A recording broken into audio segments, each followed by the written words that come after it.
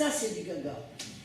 Un peu plus triste, c'est la réponse d'un ouvrier à son patron qu'il a licencié d'une usinerie camardoise Beausaigne. Alors tu vas voir ce qu'il lui répond. Ah ben, je te dis que c'est pas triste. Hein. Tu vas la lire toi-même. Ben, je vais la lire, oui. Ah. Bon. Monsieur le directeur, voilà, il n'y a pas que maintenant, je viens de recevoir par le porteur de Bafouille ma lettre de mise à la porte de votre boîte. Pourquoi? J'en suis tout acclapé. Vous venez de m'appeler un coup derrière le garde-eau. J'en ai la berlue.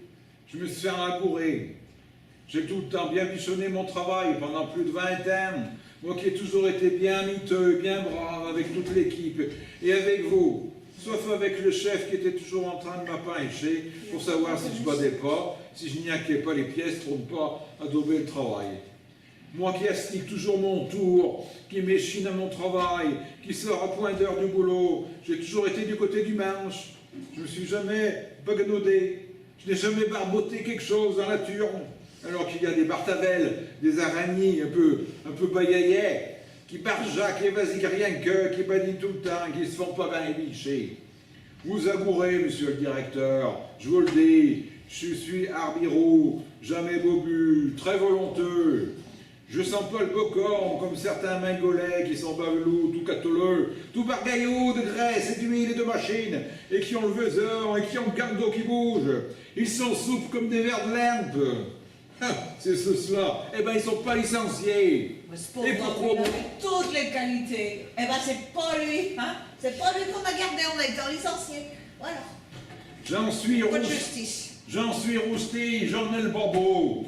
J'aurais mieux fait de travailler balibalerme, hein, à mi-sangouin, à quichonner les pièces niaquées, et à chapeau, arriver à la retraite. Je vais me mettre en caisse, voilà. Je vais voir le docteur Dautria. Fouillard. J'ai la lourde, j'en ai les mirettes toutes nickeleuses. J'ai envie de chialer. Oh, Beausaigne, il s'en fait trop de la peine, mon père. Mais, Il n'a pas taillé, monsieur. Comment je vais élever mes 4 matrues? Oh, bah, aussi. Comment je vais leur acheter de la boussifaille, hein? Le croissou, il a à peine 2 heures, il poêle les bourrus dans la biche, après la traite. Je ne vais quand même pas manger du sarrasin avec du bitter tous les jours, et des fricottes et des voisins. Bah, c'est pas normal, hein, tous les jours. Comment je vais payer ma 100 potes de vin? Ah bah, il a qu'à boire de l'eau, alors ça, hein. Non, mais enfin, bon, voilà. Pour Noël, comment je vais faire mes cadeaux?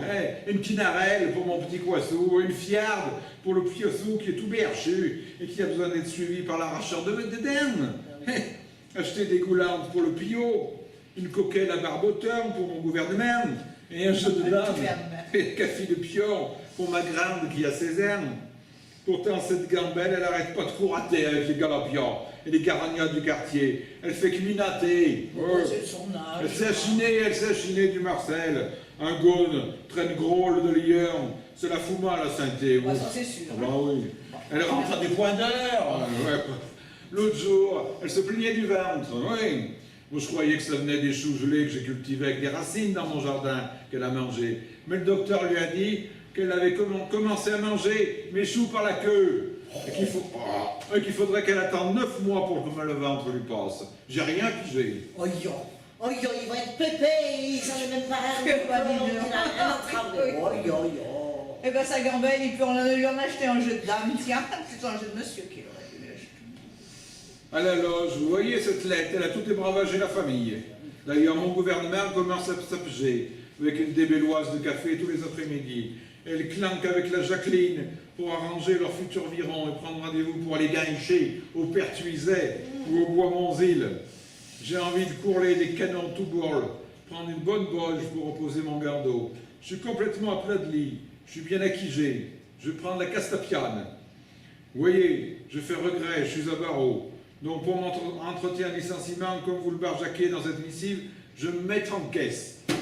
J'aimerais bien parler dans la moustache de mon chef, mais je me retiens, car je la pêcherai, ce badabeux, qui se bitorse quand il me reluque. Il s'ébouille de rire. Vous, monsieur le directeur, vous êtes benaise, vous côtoyez du beau linge qui acquichonne les yachts, vous savez pas ce que c'est que la misère. Eh bien moi, je vais me mettre comme un sous-neuf, je vais prendre ma jolie bâche et ma roupienne neuve et aller t'embouter à votre lourde pour vous expliquer c'est quoi la vie. Hein, chez un gaga pas trop basu. Allez, sans adieu, j'arrive. Eh ben, Léo, oui, oui, oui. Marc, tu me diras, c'est pas drôle d'être licencié. Hein. Mais enfin, quand même. On est quand même, hein. Oh, mais arrêtez de vous britorcer, vous aussi. Beauseigne. C'est pas marrant, un licenciement, quand même. Non, c'est pas marrant, mais écoute, franchement, comme il l'a écrit, là, écoute. Quoique, en gaga, oui. Eh ben ouais.